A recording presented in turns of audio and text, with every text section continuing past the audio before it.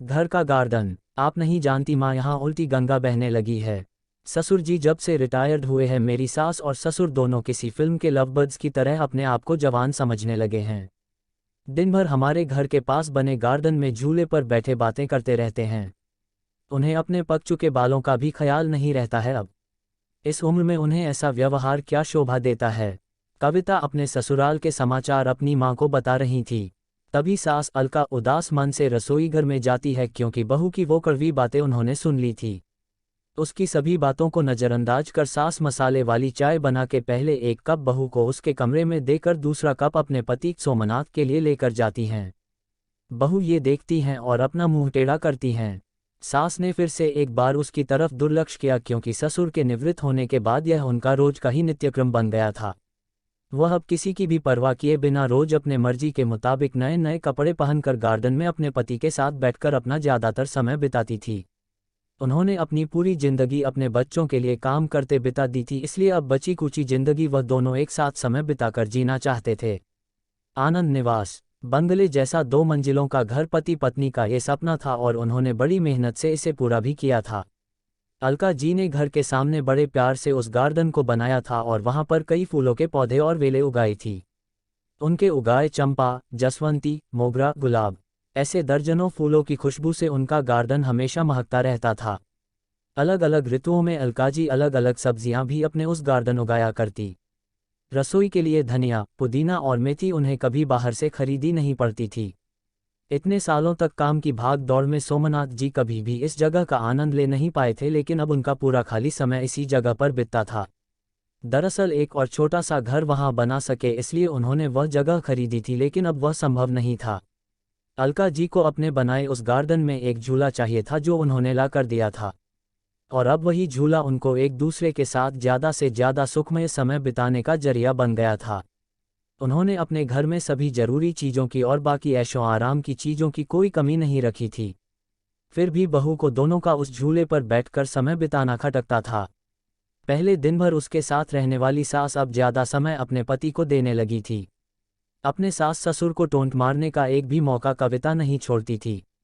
वह हमेशा अपना दिमाग उनको उस जगह से हटाने के लिए लगाती और एक बार उसने ऐसा करने के लिए एक षड्यंत्र भी रचा। अजय, तुम्हें नहीं लगता हमें एक बड़ी कार लेनी चाहिए? कविता ने अपने पति से कहा।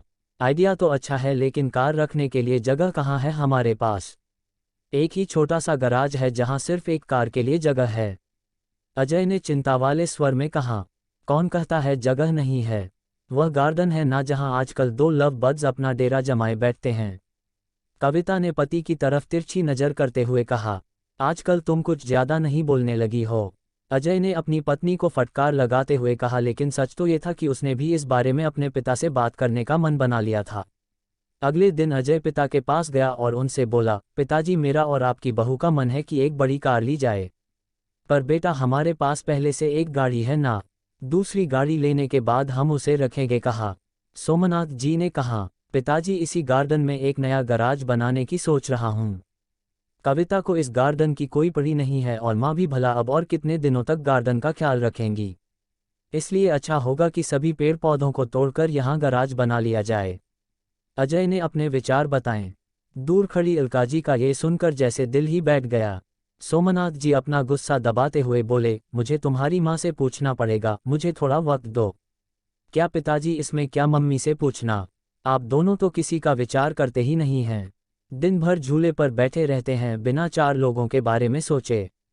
अब कविता घर में है, छोटे बच्चे भी है घर में और आने जाने वाले लोग भी तो आपको कैसे देखते हैं? आप किसी का विचार नहीं करते। अजय थोड़ा चिढ़ते हुए ही बोला। अंदर से कविता की बड़बड़ भी चालू ही थी। सोमनाथ कुछ नहीं बोल पाए। उस दिन बेटे और बहू ने बाहर से अच्छा खाना मंगवाया था, लेकिन अलका और सोमनाथ जी के गले से निवाला उतरे ना ऐसा हो गया था। उस पूरी रात दोनों ही जागते रहे थे, लेकिन सुबह सुबह कुछ विचार आने से सोमनाथ जी के चेहरे पर मुस्कान आ गई थी। सोमनाथ जी खुद रसोई घर में जाकर चाय बनाकर लाए थे, लेकिन अलका जी इतनी निराश थी कि वह आज बगीचे में किसी भी पेड़ पौधे को पानी तक डालने नहीं गई थी। पूरा दिन तो बड़ा ही नॉर्मल तरीके से गुजरा था, लेकिन शाम को अजय की आंखें फटी की फटी रह गई थी जब उसने घर के आगे घर भाड़े से देना है का बोर्ड पड़ा था। अजय ने सोमनाथ जी से कहा, पापा माना कि हमारा घर बड़ा है लेकिन इसका यह मतलब थोड़ी है कि हम उसे भाड़े से दे दे। बेटा अगले महीने मेरे साथ काम करने वाले शर्मा जी रिटायर हो रहे हैं और वही अब इस घर में भाड़े से रहेंगे। सोमनाथ जी ने कहा, लेकिन वह कहाँ रहेंगे? अजय ने अपनी शंका भरा सवाल पूछा। घर के उस हिस्से में जहाँ तुम रहते हो, सोमनाथ जी ने कड़क आवाज में कहा। और पापा हम कहाँ रहेंगे? नर्म पड़ती आवाज में अजय ने पूछा।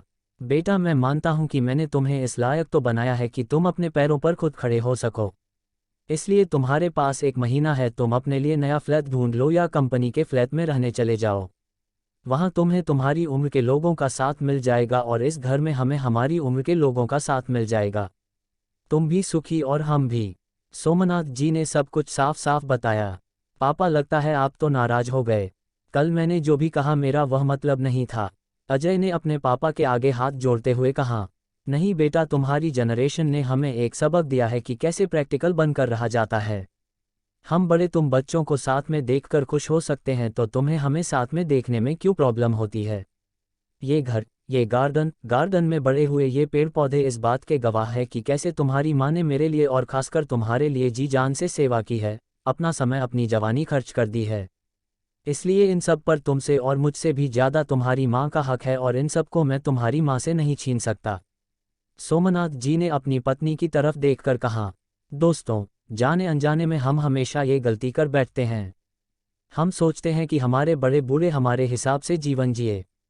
ऐसा करवाने के लिए हम उन पर अपने विचार थोपने लगते हैं, लेकिन हम ये भूल जाते हैं कि उन्होंने हमारे लिए कितना त्याग किया है और जब उन्हें उनके हिसाब की ज़िंदगी जीने का मौका मिलता है तब उनका साथ देने के बजाय हम उनके विरोधी बन जाते हैं।